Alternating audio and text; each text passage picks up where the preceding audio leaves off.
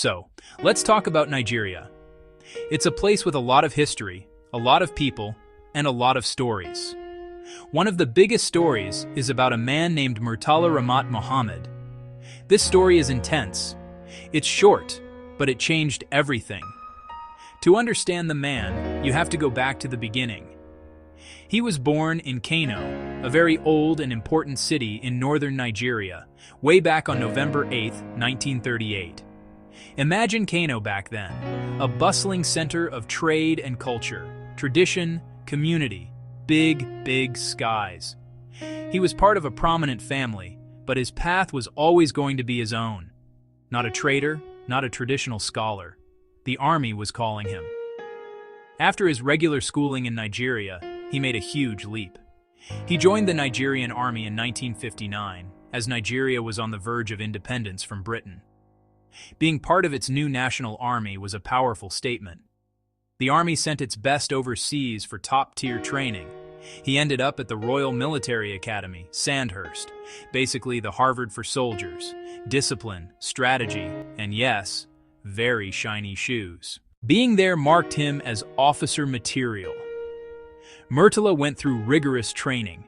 It taught him command, leadership, and a global way of thinking. He built his resume, one drill at a time. After Sandhurst, his military career took off. He rose through the ranks steadily. He gained experience and a tough reputation. Decisive, a bit intense, very direct. Not someone for committees, a man of action. By the mid-70s, he was a brigadier general, a big star on your shoulder. He became a major figure in a country facing growing pains. From a boy in Kano to a general in Lagos, he set the stage for a dramatic chapter in Nigeria's history. Now, to understand the next part, you need to know what Nigeria was like in 1975. The country was under military rule, led by General Yakubu Gowon. Gowon had been in power for 9 years, since 1966. He had led the country through a brutal civil war and had promised to return power to civilians. But then, he delayed that promise. People were getting restless. The government was seen as slow, indecisive, increasingly corrupt. The oil boom brought money, but Nigeria felt adrift, like a ship without a captain. The public mood was sour. This is where our guy, Murtala Mohammed, re-enters the main stage. On July 29, 1975, while General Gowon was away at a summit in Uganda, something happened. A group of colonels decided it was time for a change. Other officers joined them. They executed a bloodless coup. There was no fighting. There was no chaos in the streets. It was swift. It was organized. It was professional. The voice on the radio that day belonged to another officer, but everyone soon knew who the new leader was. It was Brigadier General Murtala Mohammed. His first speech to the nation became legendary. It started with the now famous words, "Fellow Nigerians." He spoke with a directness and seriousness people hadn't heard in a long time. He didn't make vague promises. He told the people the previous government had failed them, weak, corrupt, and leaving the country adrift. He promised discipline, purpose, and a clear sense of direction. For many Nigerians, the speech was a breath of fresh air, someone to clean house. The takeover was widely popular. They saw Murtala not as another dictator, but as a redeemer. Nigeria was about to go on a very fast ride. Murtala Mohammed was in the driver's seat. The next 200 days would be a whirlwind. Once in power, Murtala didn't waste a single minute. His government hit the ground running. The first target was the civil service, known for being slow, bloated, corrupt. A place where things got stuck, not done. Murtala called it a massive obstacle to progress. So he launched a huge purge, a massive house cleaning, famous and feared. The goal: remove anyone seen as unproductive or corrupt. The scale was staggering. Over 10,000 public officials, from the highest levels down to junior clerks, dismissed or forced into retirement.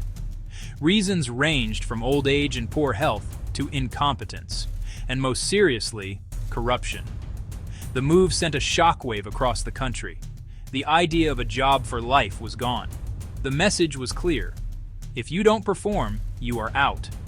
The public mostly cheered. Government workers felt fear and uncertainty. Beyond the service, Murtala launched a powerful anti-corruption campaign. He didn't just talk, he acted. Assets were seized, wealth investigated. Those found guilty faced disgrace and loss of assets. With immediate effect, became a national catchphrase. Every day brought another major decision. He wanted discipline, accountability, national pride, identify a problem, fix it now. Murtala's vision for Nigeria, not just about changing attitudes, it was about changing the very map of the country.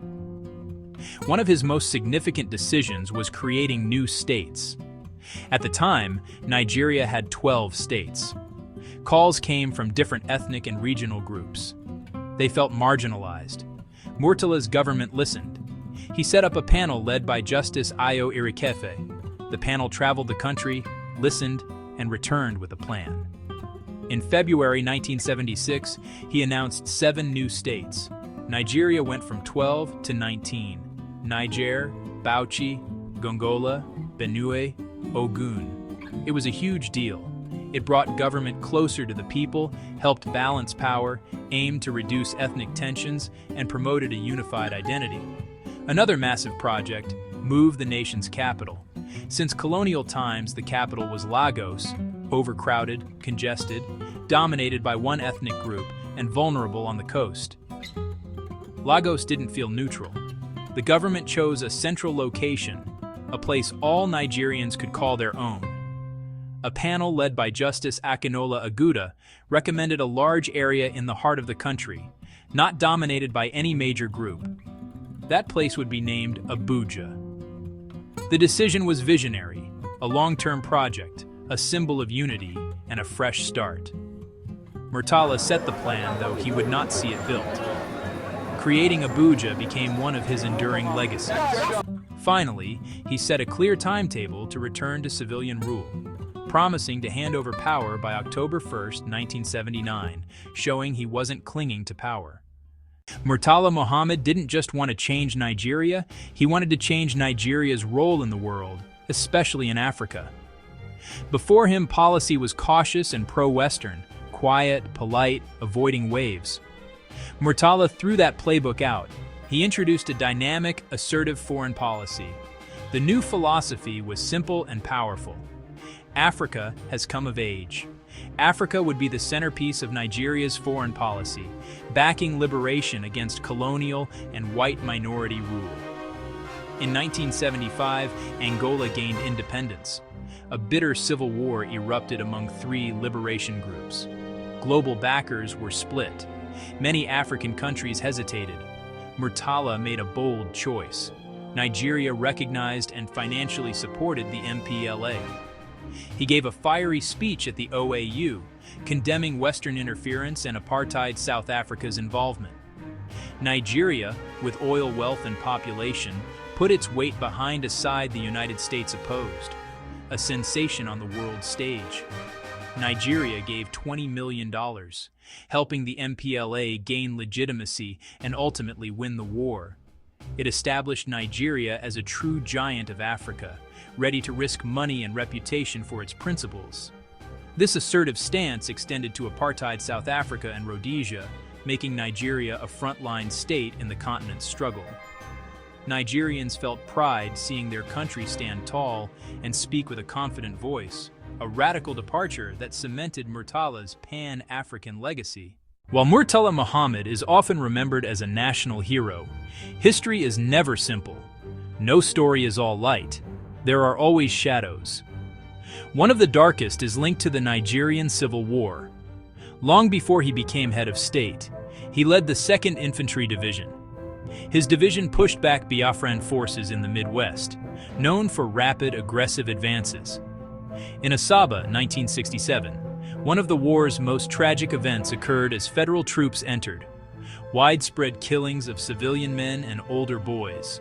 Reports say townspeople gathered to welcome the soldiers, hoping to show neutrality, but men and boys were separated and executed. The death toll is debated. Hundreds, perhaps over 1,000. As commander of the division that entered Asaba, Murtala's name is linked to the massacre. His direct responsibility is intensely debated. Some argue he bears ultimate responsibility. Others suggest he may not have been present or soldiers acted on their own. Records are incomplete and contested. This controversy is central to his full story and complicates the heroic narrative. For Asaba and many others, the memory is a deep, unhealed wound. Acknowledging this dark chapter is essential. Legacies are rarely black and white, often many shades of gray.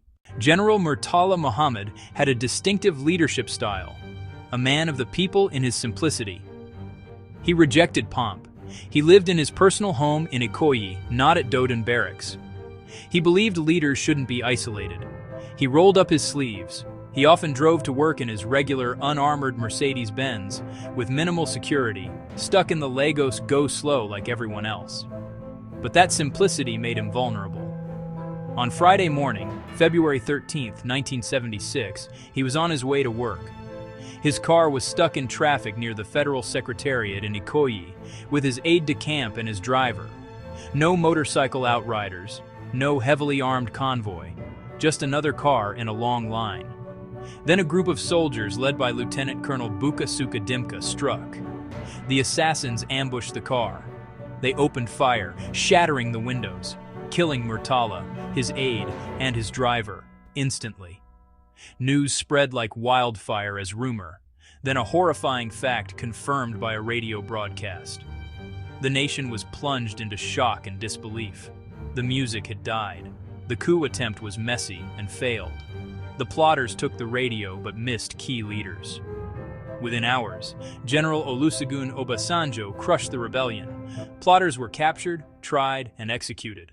After his death, Murtala Mohammed was elevated to the status of a national martyr. Olusegun Obasanjo became head of state and promised to continue Murtala's policies. Hand over power to civilians, creation of new states, build the new capital in Abuja. Obasanjo made the Murtala agenda a reality. That cemented Murtala's heroic status, decisive leadership, and selfless service.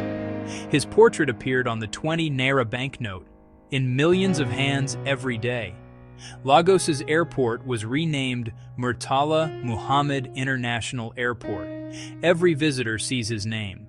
These are powerful, everyday symbols, but his legacy is seen through different lenses. For many, he's the greatest leader, disciplined, incorruptible, waking a sleeping giant. Others remember hardship from mass dismissals and the wound of Asaba.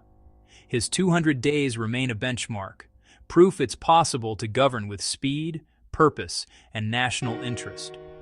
He redrew Nigeria's map and redefined its place in the world. His life and death left a permanent mark on the nation's soul. Is there anything specific you'd like to know more about regarding Murtala Mohammed?